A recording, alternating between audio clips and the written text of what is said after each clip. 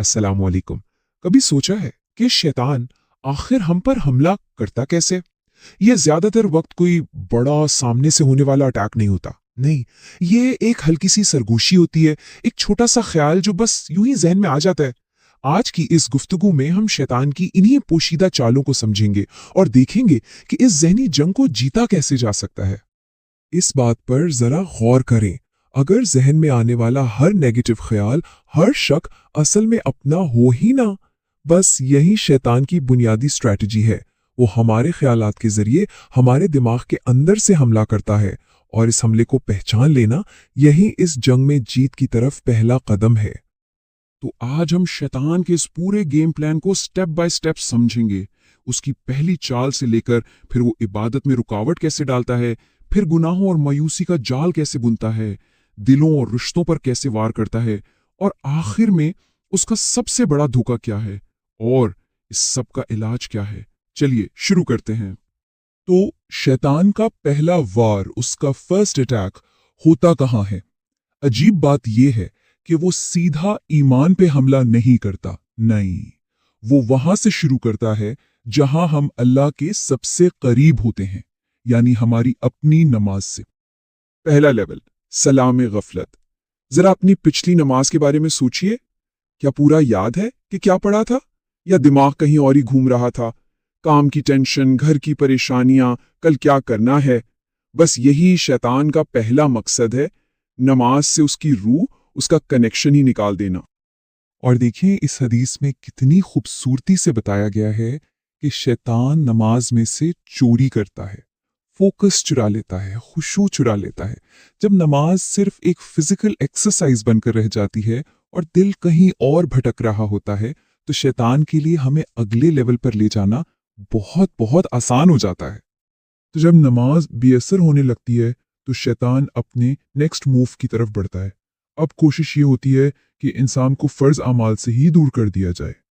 ये है दूसरा लेवल, फर्ज को टालना। जहन में आवाजें आती है ना, बस 5 मिनट में पढ़ता हूं, ये काम खत्म कर लूं पहले, अभी तो बहुत टाइम है। ये सरगोशियां, ये एक्सक्यूजेस धीरे धीरे नमाज को हमारी प्रायोरिटी लिस्ट में नीचे ले आती हैं, और फिर पता ही नहीं चलता कब नमाजें कज़ा होना शुरू हो जाती हैं। कुरान इस सुस्ती को मुनाफिकीन की निशानी बताता है। एक मोमिन नमाज की तरफ शौक से जाता है, जबकि शैतान के वसवसे ये सुस्ती और बोझ पैदा करते हैं, और यही सुस्ती अगले और ज्यादा खतरनाक लेवल का दरवाजा खोलती है। अब यहां से चीजें थोड़ी सीरियस होना शुरू हो जाती हैं।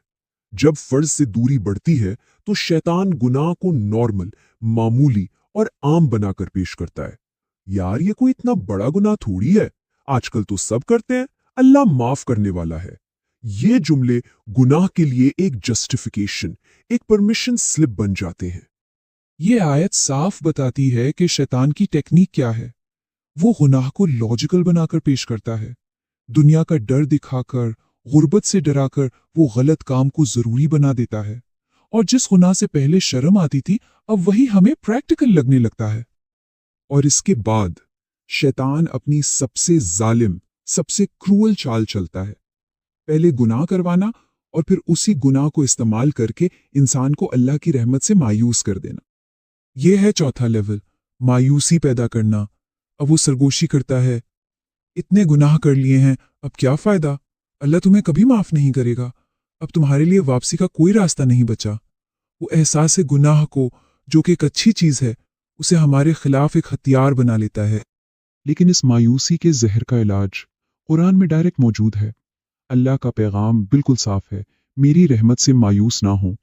अल्लाह की रहमत हमारे हर गुनाह से बड़ी है। ये आयत शैतान की हर नाउमीद करने वाली सरगोशी का सबसे मजबूत जवाब है। तो देखें, हमारे अंदर दो आवाजें हैं। एक तरफ अल्लाह का वादा है जो उम्मीद देता है, जो कहता है मेरी रहमत से मायूस ना हो, और दूसरी तरफ शैतान का वसवसा है जो कहता है तुम्हें कभी माफी नहीं मिलेगी। फैसला हमारा है कि हम किस आवाज पर यकीन करते हैं।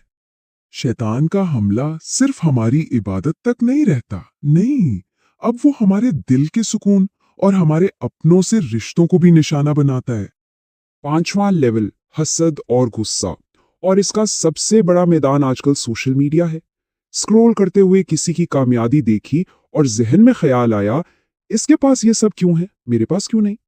इसको ये प्रमोशन क्यों मिली? यही हसद का छोटा सा बीज बाद में गुस्सा, नफरत और टूटे हुए रिश्तों की शक्ल ले लेता है। अब ये जो अगला हमला है, ये बहुत सटल, बहुत बारीक है। यहाँ शैतान सीधा ईमान पर नहीं, हमारी उम्मीद पर हमला करता है। दिल में शक के बीज बोता है। कब से दुआ मांग रहे हो, क्या वाकई अल्लाह सुन रहा है? या अपनी जिंदगी तो देखो, लगता है कोई मदद आ रही है। लेकिन इस शक का फौरी और डायरेक्ट जवाब कुरान देता है।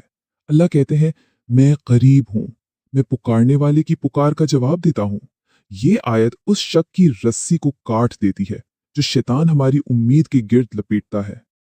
तो अब हम आते हैं एंड गेम पर। शैतान का आखिरी मंसूबा, उसका फाइनल गोल क्या है, और सबसे अहम, इस पूरे जाल से बचने का तरीका क्या है, वापसी का रास्ता क्या है। शैतान का आखिरी गोल है अल्लाह से हमारा रिश्ता मुकम्मल तौर पर तोड़ देना। अब सरगोशियां और खतरनाक हो जाती हैं। अगर अल्लाह को तुम्हारी परवाह होती तो तुम इस हाल में ना होते, या बस सब छोड़ दो, इस सब में कुछ नहीं रखा। वो इस बगावत को आजादी का नाम देकर पेश करता है। लेकिन सबसे हैरान करने वाली बात, सबसे बड़ा ट्विस्ट, क़यामत के दिन आएगा जब शैतान खुद ये इकरार करेगा, मेरा तुम पर कोई जोर नहीं था, मैंने सिर्फ एक इनविटेशन दिया और तुमने मेरी बात मान ली। मतलब असल पावर, असल कंट्रोल तो हमेशा हमारे पास ही था। तो इस पूरी जंग को जीता कैसे जाए, ये हैं वो 4 प्रैक्टिकल स्टेप्स, एक टूल किट समझ लें। स्टेप 1, वसवसे को पहचानें। खुद से बस ये पूछें, ये ख्याल मुझे अल्लाह के करीब कर रहा है या दूर। स्टेप 2, फौरन औज़ु बिल्लाह पढ़ें, ये आपकी इंस्टेंट शील्ड है। स्टेप 3, एक्शन लें। सुस्ती हो रही है, उठकर काम की तरफ बढ़ें, टूटी फूटी नमाज भी ना पढ़ने से बेहतर है। और स्टेप 4, कंसिस्टेंसी। रोज थोड़ा सा अमल करें, लेकिन मुस्तकिल करें। अल्लाह को मुस्तकिल मिजाजी बहुत पसंद है। नमाज में गफलत से शुरू करके मुकम्मल मायूसी तक शैतान आहिस्ता आहिस्ता एक एक सीढ़ी करके ऊपर चढ़ता है। लेकिन हमेशा याद रखें, अल्लाह की रहमत इन तमाम सीढ़ियों से बहुत बहुत ज्यादा ऊंची है। सिर्फ इन वसवसों को पहचान लेना ही उनकी आधी ताकत खत्म कर देता है। तो आखिर में सवाल यह है, आज अपने अंदर शैतान की किस सरगोशी को खामोश करने का इरादा करते हैं?